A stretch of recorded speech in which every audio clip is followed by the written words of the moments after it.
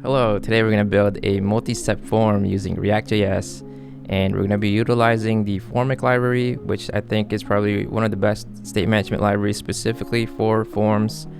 And we're also going to take advantage of Material UI components, which is going to give us it's going to give us a bunch of styled components that are ready to use. So for example, they've got these nice input fields with the floating labels, as well as error states, the ability to say, hey, there's a validation error on this field. We're going to take full advantage of that with Formik. And as a quick preview, here's what we're going to build, right? A basic form that has validation. So for example, it's going to tell you email is required. If I just put in basic string, it's going to tell me, hey, this is an invalid email. So if I provided a valid email, it's going to pass that validation, and then we can go to the next page. You can see that we also have this stepper up here that's also coming from Material UI, so another thing that we're taking advantage of, as well as the buttons. And then finally, you got the final submit on the last page. Same thing, right? It validates the whole thing when you hit submit and highlights anything that is incomplete. So if I put text in here, we'll be able to submit. And here we're just showing a simple alert to show the entire object as you submit, sort of concatenating together the different values across the form pages. So you just saw the end result that we're going to build towards. Here I'm also showing you the end result of the code itself, sort of the API for our component hierarchy, so you can kind of get an idea for what we're moving towards. So you can see here that we have a multi-form wrapper component which takes in initial values, right? So you can see there's the initial values here of just email name, address, country, and they're all just empty strings to start. And we can provide an Onsubmit callback, which triggers at the end of the last page when you actually hit the submit button. Then within that parent component is a set of form steps, which allows you to define the name of the steps. So for example, that defines the person here, the name on the top on the stepper. And then it also allows us to provide a schema for that single page. So for example, our first page simply had email and name on it. And as you can see, we can define what is the type of that, what is the format of that, and whether or not is it required. Then finally, we have these input fields, which maps to the Material UI text fields. And we're going to talk about how to build this from scratch. All right, so with that out of the way, you kind of have a goal in mind, right? This is what we're going to build. We're starting with the end in mind, and we're going to work towards that.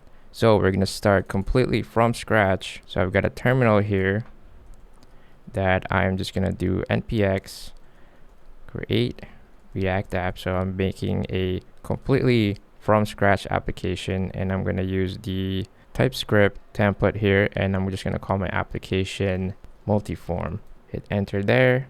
All right, now that that's complete, I'm going to go ahead and open that in Visual Studio Code. By the way, if you're not already familiar with using TypeScript with React, I do have a dedicated video for that in my channel. Make sure to check it out if you'd like. So now we have the base React application. We still need to install a couple of things in here. So first of all, we said we're going to use Formik and Material UI. And then we also need to install something called Yup, which is what's providing our schema validation, which we'll show you in a little bit here. All right, now that we have that in place, let's go ahead and run our application. Npm start. All right, now our application is running on the right here, and on the left we've got our typical app component, the root component of an application for React. I'm just going to clean this up and remove a bunch of these. We don't really need that.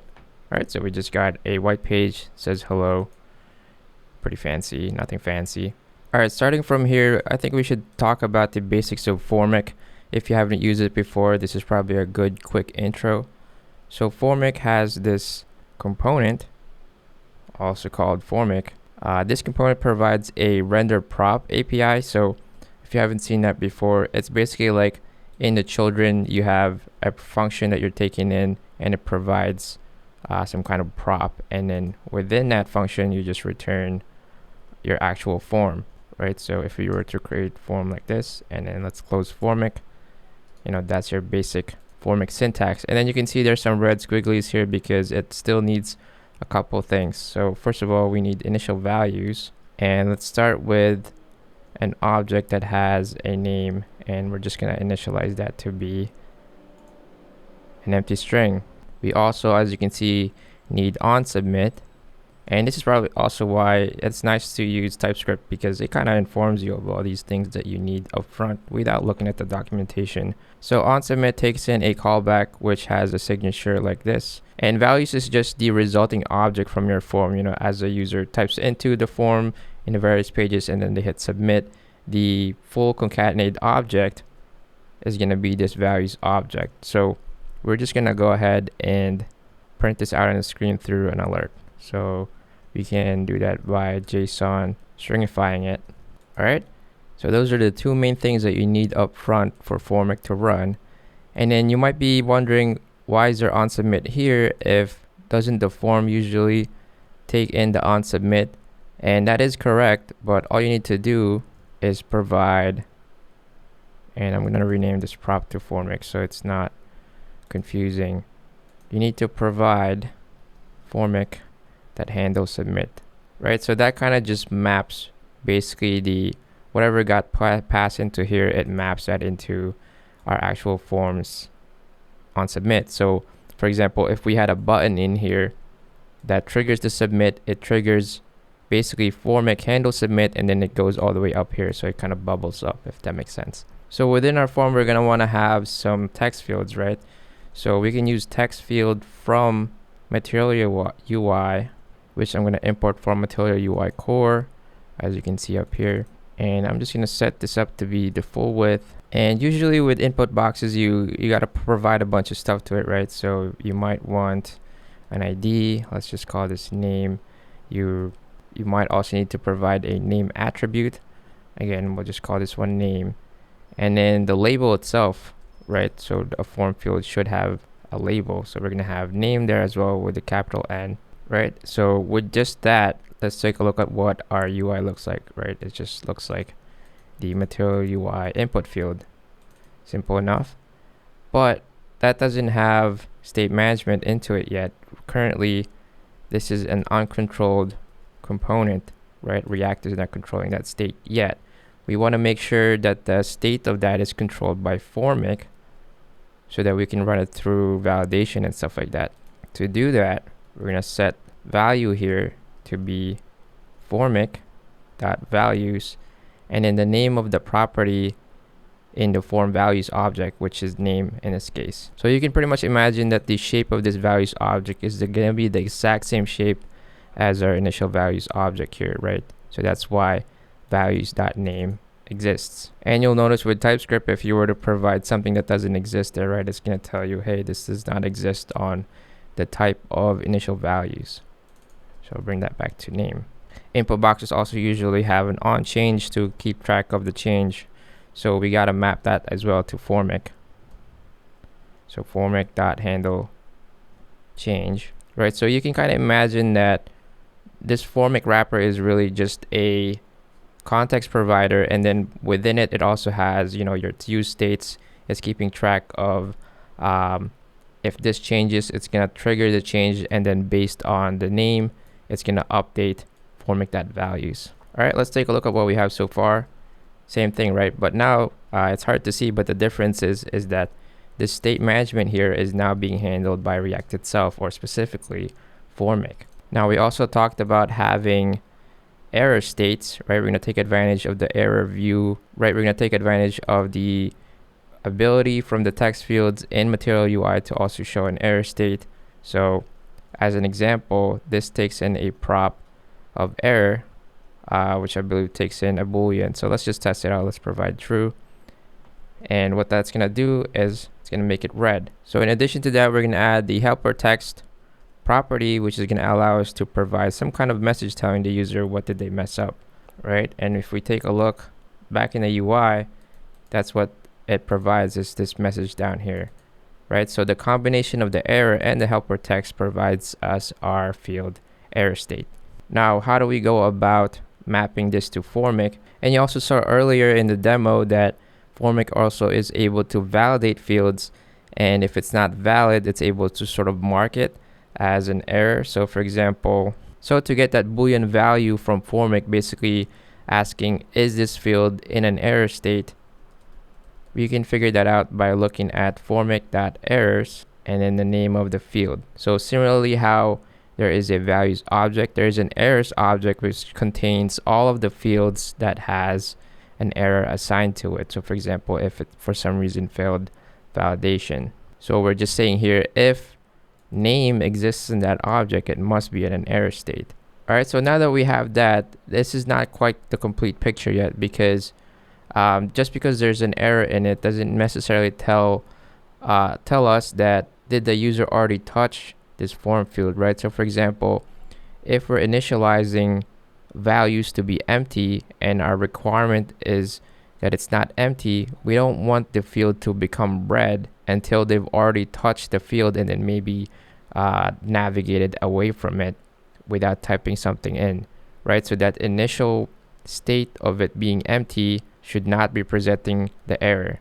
So to get around that, and I'll show a demo of that in a second here, but to get around that, Formik also has a touched property which just keeps track of which are the fields that already got touched, and that has the same exact shape again as the values object. So the combination of this is we're saying if the field was touched and there's an error for it, then present this error to the user. Now the message for that error is actually what's inside this Formik.errors object. So for us to provide a helper text, all we need to do is copy this over and remove this Boolean constructor, right? So if it's touched and there's an error, this whole thing is going to result into some kind of text. So how do we go about doing that validation? So we talked about bringing in yup. So we're going to do import star as yup. And with yup, it allows us to define some kind of validation schema. So we've got an object, and within that object we have a name property, and we're going to say for this schema the name is a string and we want that to be required. Okay, so that's our very basic validation schema, and that's actually another prop that we can provide into Formik. Alright, so now we have a form that has a schema attached to it, but you might be wondering, when does that validation run? Well, usually it runs on submit. So we need to be able to add something that allows us to submit, and we can just add a basic button over here, and we're just gonna get button from Material UI as well. So this needs to specifically have type submit so that it triggers the form submit on click, and notice that it needs to be inside the form, right? And then let's just add some colors to this primary. And if you're curious where this stuff is coming from, it's basically, you can look at the Material UI documentation. I'm just providing some basic props here so that it looks somewhat decent. Let's make this full width as well. All right, so with all of that so far, let's review what we have. We got the Formik wrapper, which basically does our state management. We've passed in a schema. We've got initial values and Onsubmit.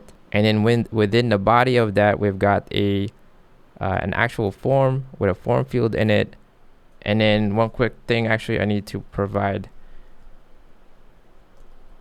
text here for the button. All right, so that just says submit. So with all that code so far, let's take a look at what our UI looks like. So we've just got a name field and a massive submit button. Let me add some style here so that we got some margin top, I don't know, 20 pixels. All right, so you'll notice that if I hit submit here, it's gonna run the validation. It's gonna say, hey, name is required. And if I was actually to provide a value and hit submit, it's gonna provide us our alert that we had on submit up here, right? Remember, we're just stringifying the resulting value, so it's got the name in it and the value that got typed in.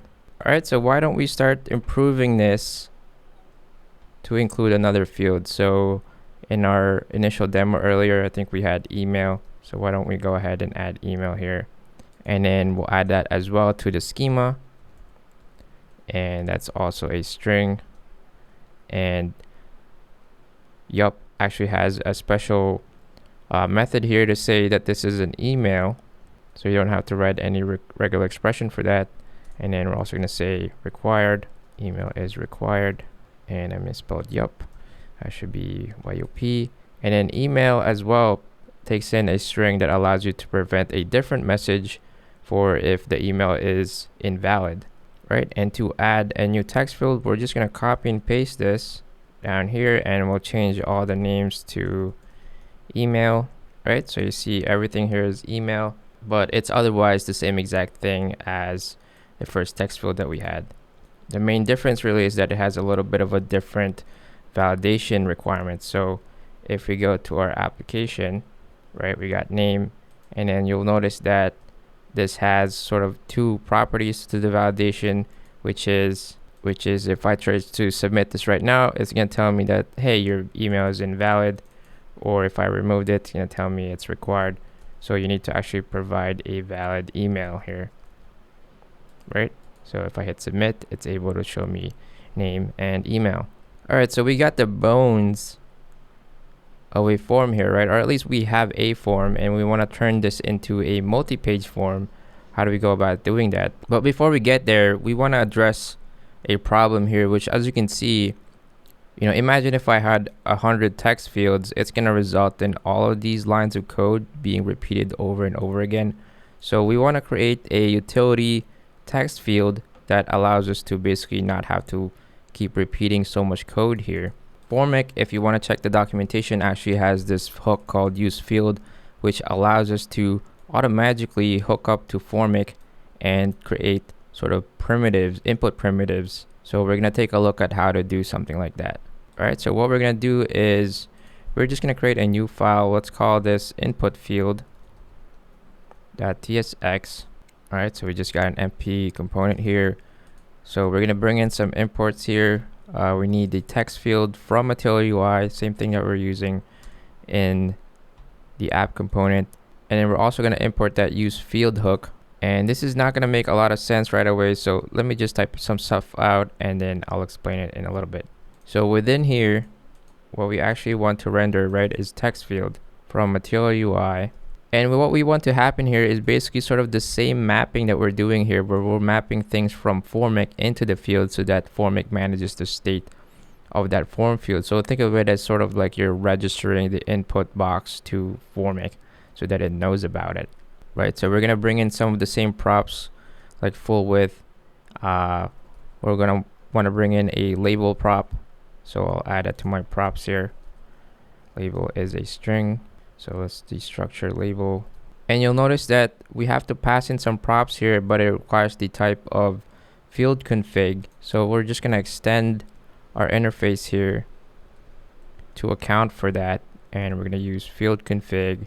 So now TypeScript's happy. So what actually is this stuff? So field is basically the same props that we're passing in here, stuff like, on change and value and stuff like that. So we want to provide those fields in here. So we're just going to spread that out.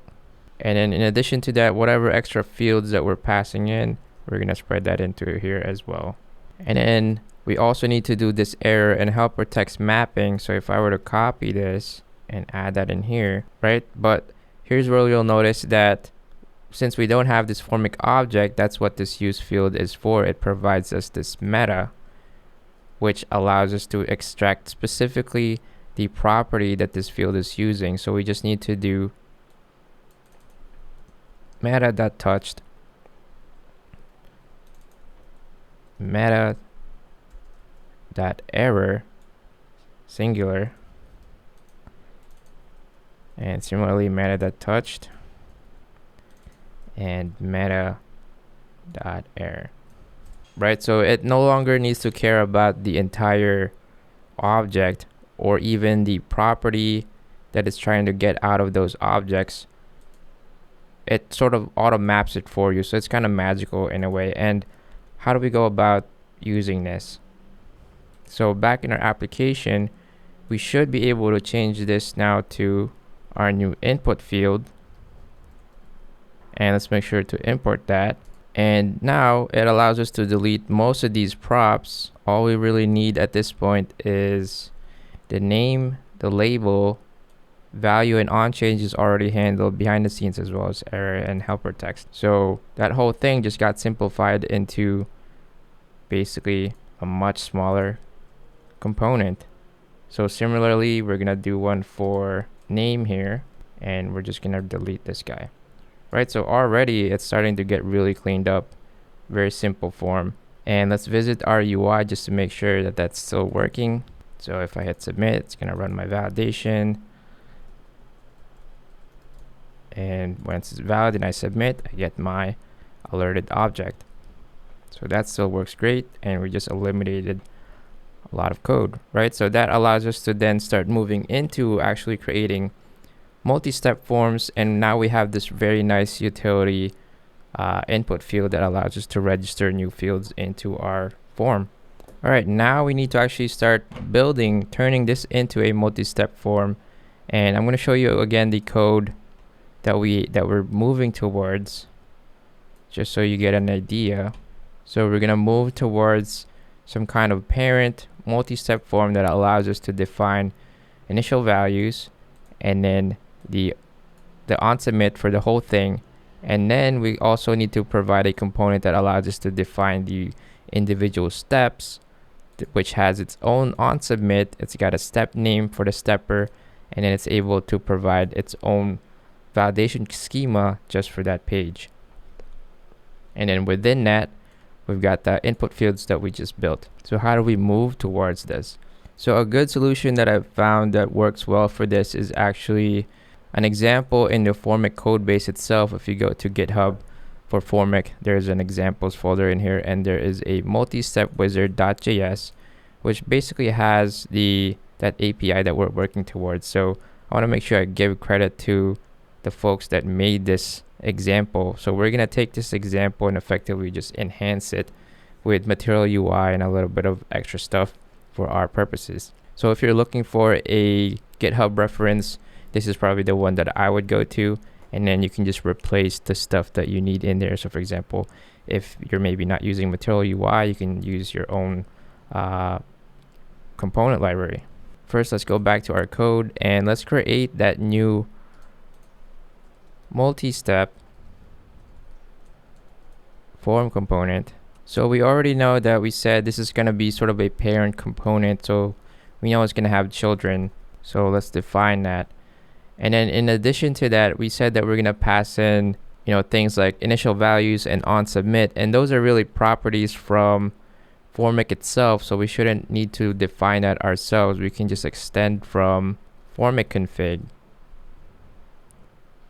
which has a generic of Formik values. Formik values is just, a record of values.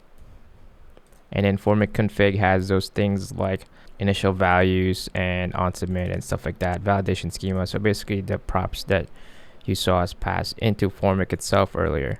All right, and I actually want to destructure those things out of props. And then this is where we start to replicate some of the code from that example wizard here in the examples multi-step wizard from the Formik code base, right? So we're gonna use that sort of a reference, but I'll also break it down for you. So we're gonna need to pull in use state here, and let's get started.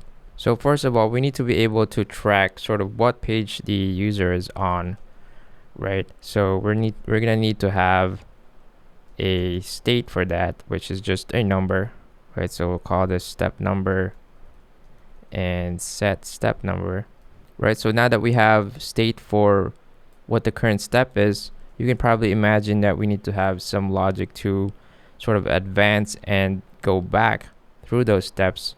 So we might have some kind of next method which just sets the step number to current step plus 1. And then similarly, we probably want something that allows us to go back, and we'll just copy that and rename this one to previous and do a subtraction, right? So at a high level, we have a number that we can just sort of increment and decrement, and that's eventually going to allow us to paginate between our form pages. All right, so looking back again, let me go back to the code that we're trying to achieve.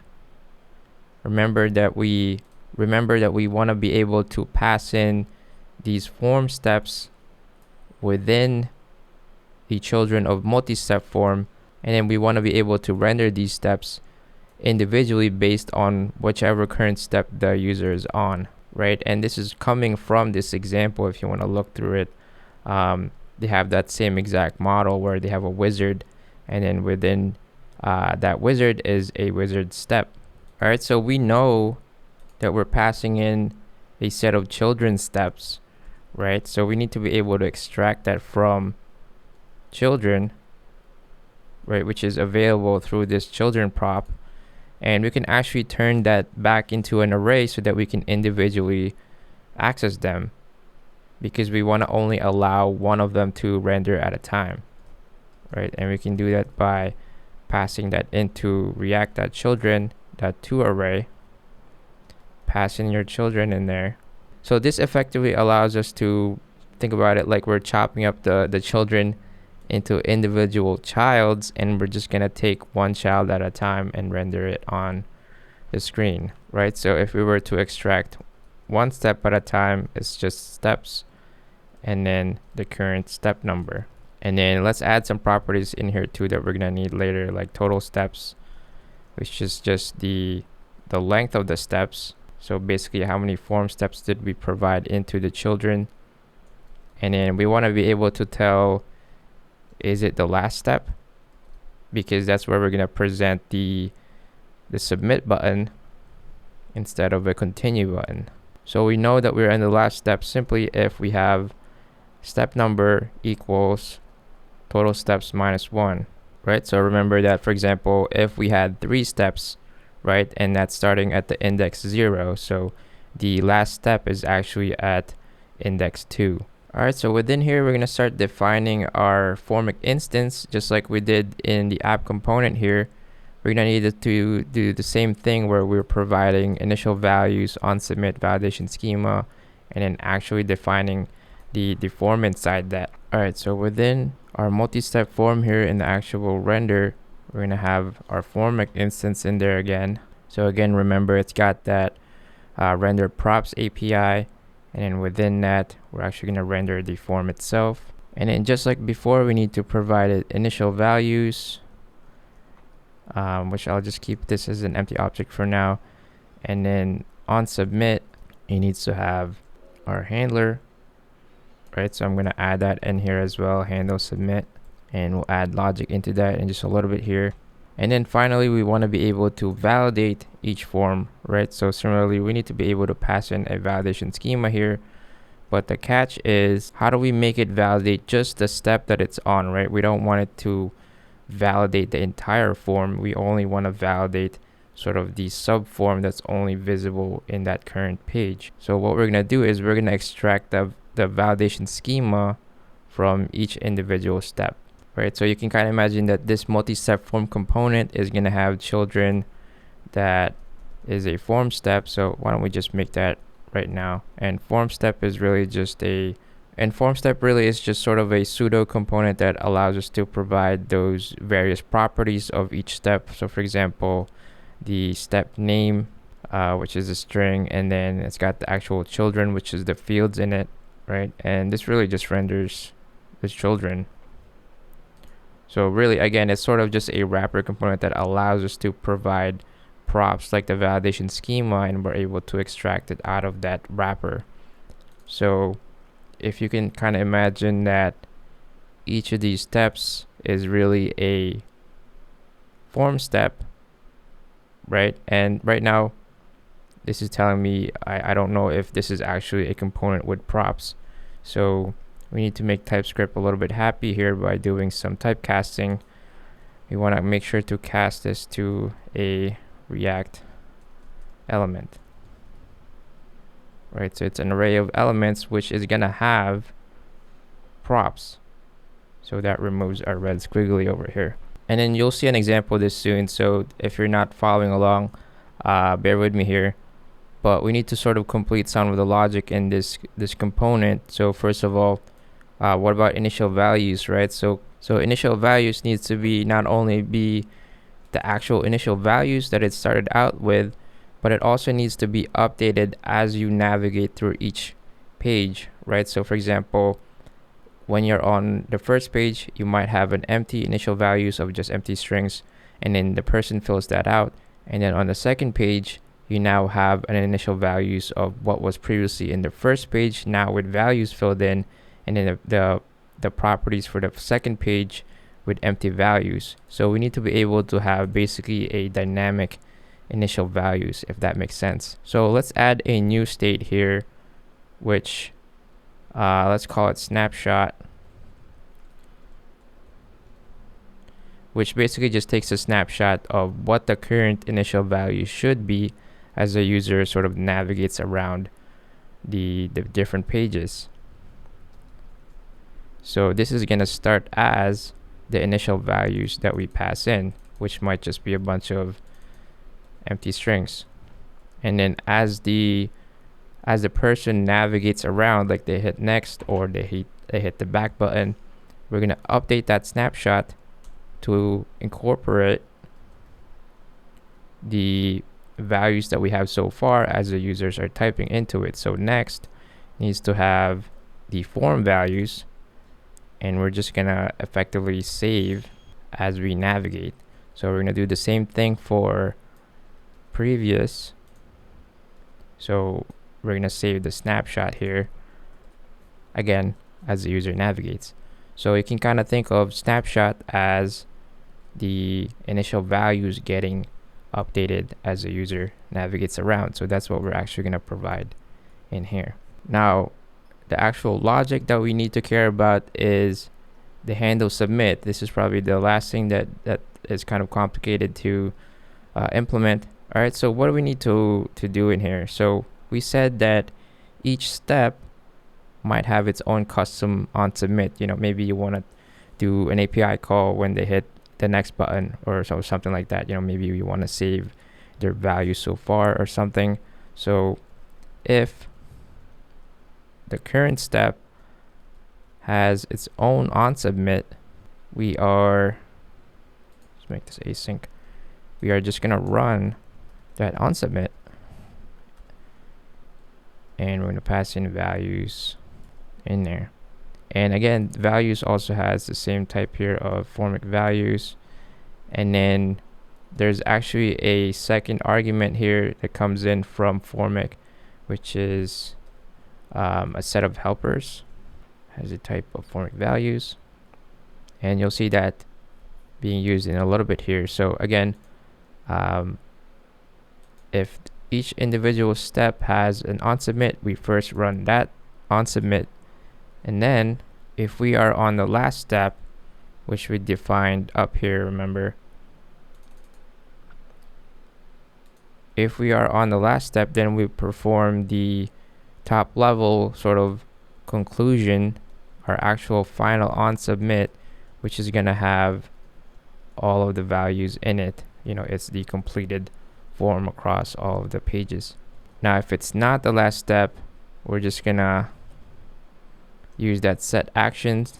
We're going to use that actions to actually set touched to an empty object. So it allows us to sort of reset the touched object as we navigate from page to page. So you can kind of view it as every time you navigate from one page to the other, it kind of goes back to a clean slate. And remember that we're utilizing touched in the error handling of our fields.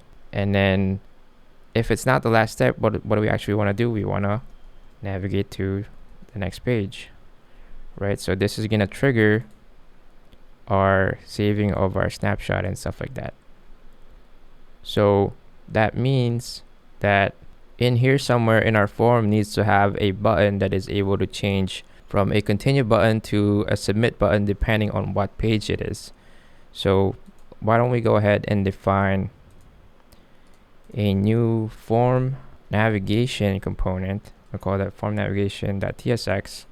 So what do we want in here? We want basically, again, either a continue button or a submit button depending on where the user is, and also actually a previous button if they want to go back to the previous page. So first of all, let's start with the previous back button. How do we know if we can go back? Let's provide it has previous boolean prop, and then we're gonna do props that has previous. If it has previous, we're gonna render a button that just says back. And again, we're gonna utilize button from Material UI and provide some styling props here. And then this actually needs to have on-click behavior, right? So we need to have some kind of props on back click.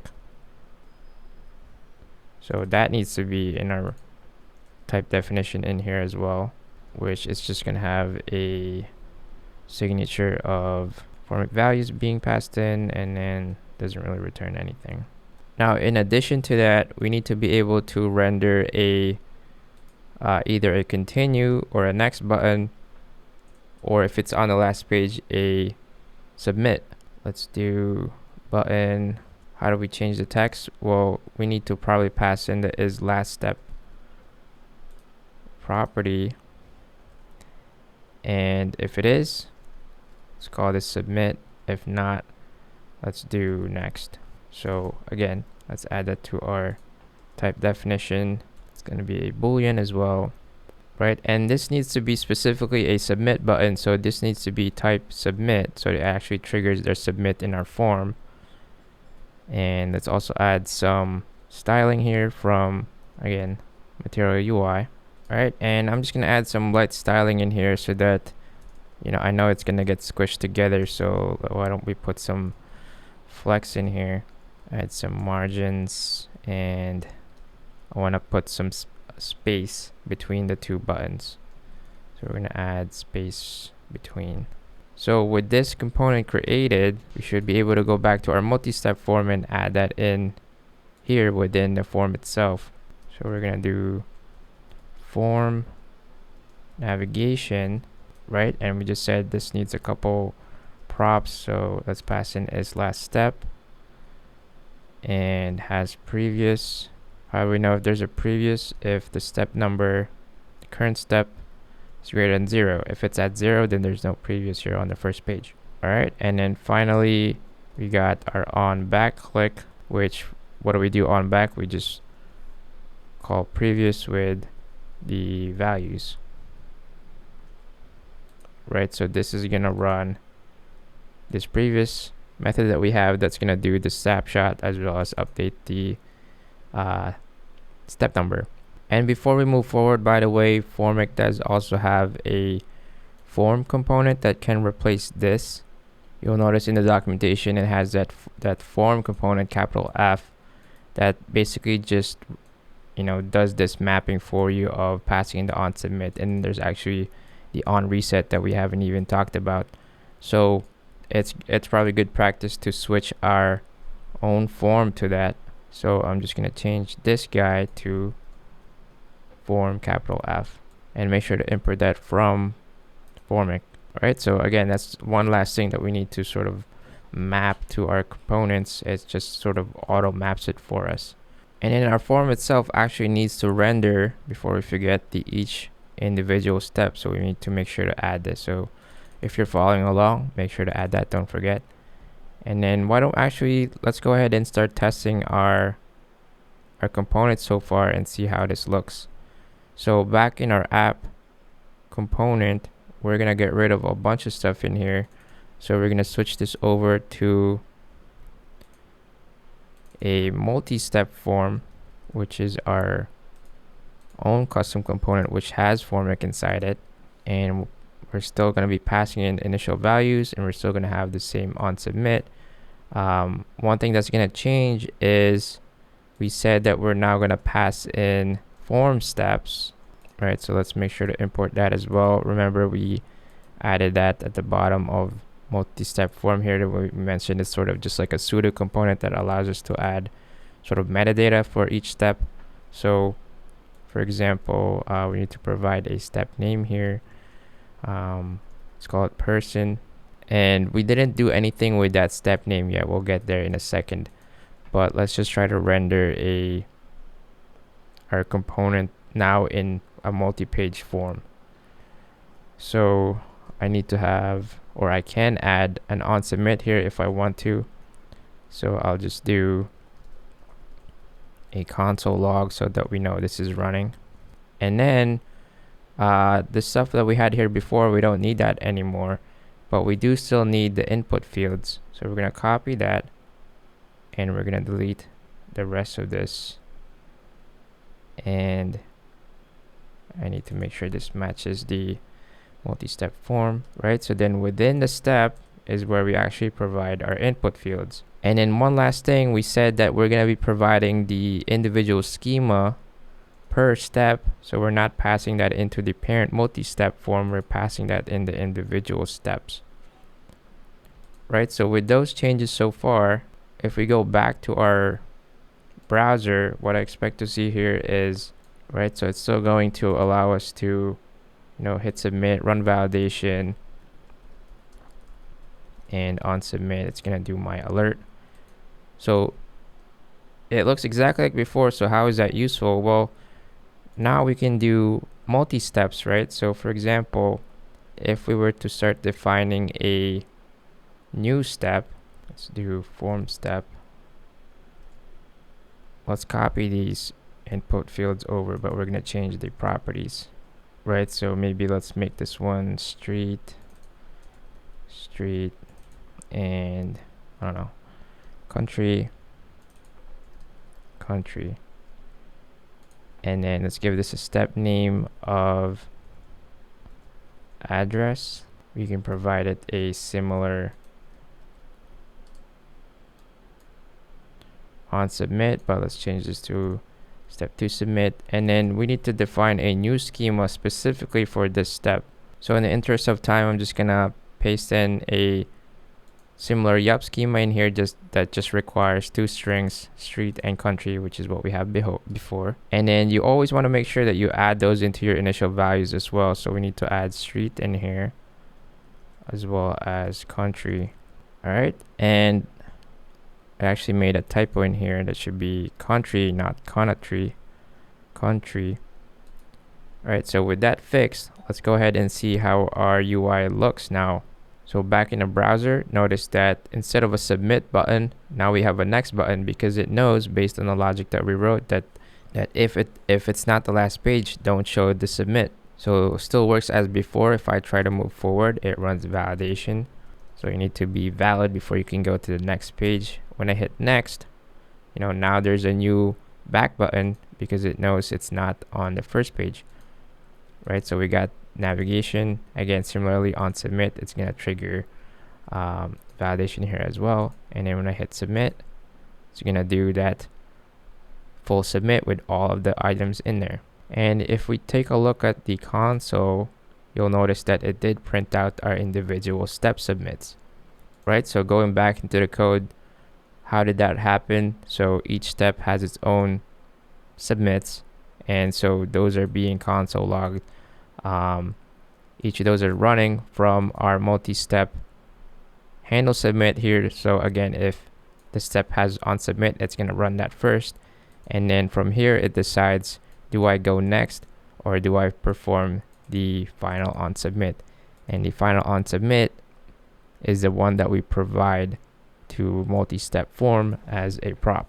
All right, so we're basically done here. The last thing we're going to add is maybe some kind of visual that tells us what step am I currently on, right? That's pretty much a typical pattern that you'd see in any multi-step form in any application.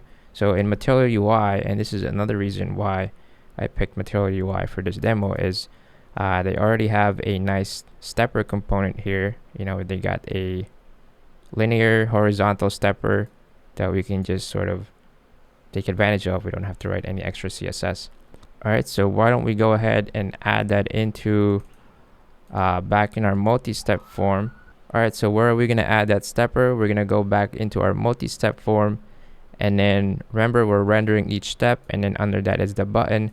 It would be nice if we had the stepper up here. So I'm going to bring in stepper from Material UI, and this takes in an active step, which we already have, right, which is just a step number.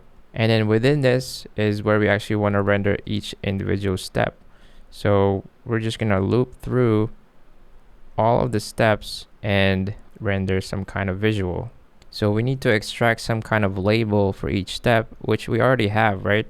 We talked about having a, within the props, we talked about having a step name, right? Remember, let me just go back to app.tsx again. Remember, we have these form steps and we're providing the step names as props to each step.